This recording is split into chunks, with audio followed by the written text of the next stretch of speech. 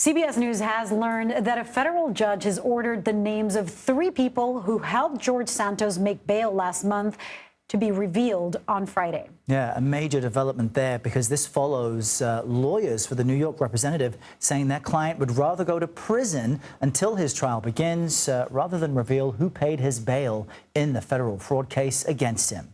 The judge says her decision will give Santos's legal team enough time to appeal the order. Santos's lawyers asked the court to seal paperwork identifying the 3 individuals who helped him make his $500,000 bond in May. They argue those individuals could face retaliation for helping their client. All right, to break this all down, CBS News congressional correspondent Nikole Killion joins us now. Okay, Nikole, why?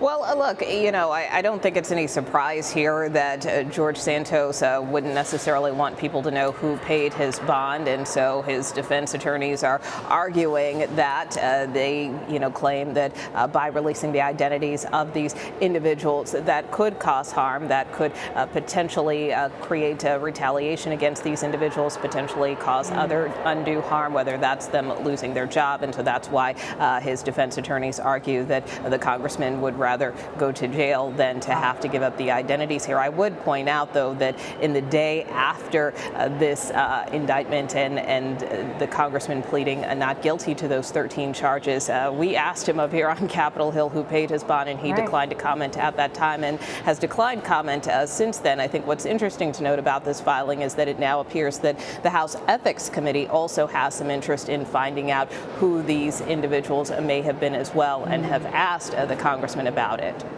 It's also unusual because it seems to draw more attention to the fact that someone bailed him out and that he doesn't want the public to know. That someone still supports him, right? Well, not just that, but that he doesn't want the public to know who did it, and he's afraid that they may get retaliated against. How unusual, Nikole, is this an ask of a judge?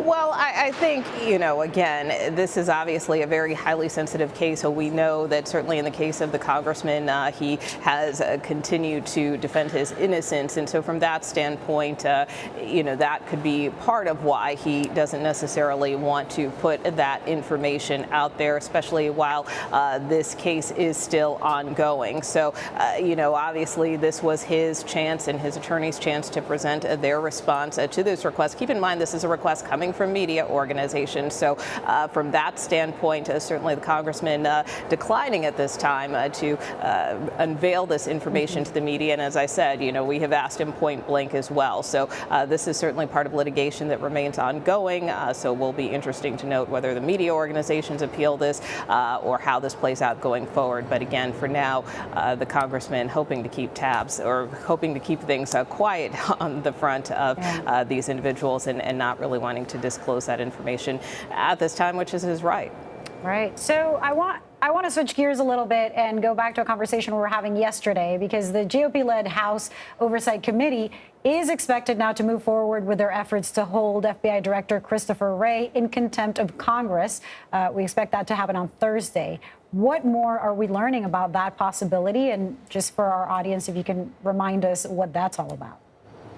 Well, the oversight chair has been threatening contempt of Congress proceedings against the FBI director for some time, to the point that the ranking member, Jamie Raskin, is concerned that this is something more political in nature, considering that just yesterday he and the oversight chair were briefed by the FBI on a document. And this is documents that contain information from a source who was working with the FBI with respect to, in the words of the oversight chairman, potentially an ongoing investigation. But what the concern is in terms of this particular document is that it could potentially provide some insight as to whether or not there was an alleged bribery scheme involving then Vice President Biden some years ago. And so that is why the Oversight Committee, which of course has continued to conduct a number of investigations into the former president and his family, feel that they want to get a hold of this document for themselves, see it for themselves. And so in terms of what they saw yesterday,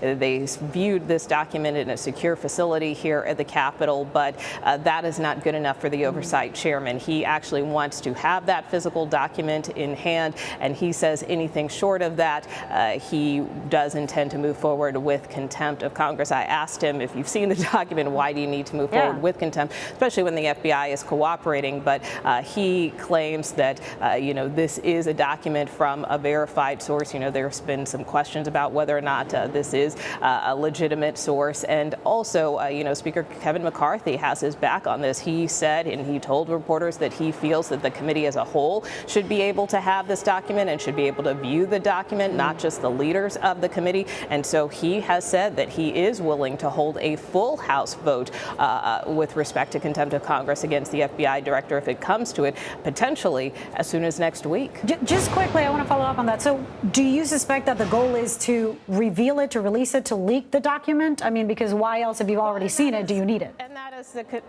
is the concern that Democrats have. I mean, and that is part of why this document was redacted when it was presented to Committee Chair Comer as well as to Ranking Member Jamie Raskin to protect the sources and methods that were involved in collecting this data. And certainly that is the concern that Congressman Raskin has, that this could unnecessarily expose somebody who may not want to be exposed. He made the point to reporters yesterday, if you gave this interview to the FBI, were you doing it with knowledge that it would be turned over, and would you cooperate with the FBI knowing that it could be released publicly? And he said the answer is probably not. So, there is concern about releasing this information if it gets into the hands of the committee, how it could potentially be used. And Congressman Raskin also pointed out, as a former member of the January 6th Select Committee, that, they, of course, tried to pursue contempt of Congress charges against other individuals to try to get them to comply with the January 6th committee. Of course, there were several members of Congress who did not comply. So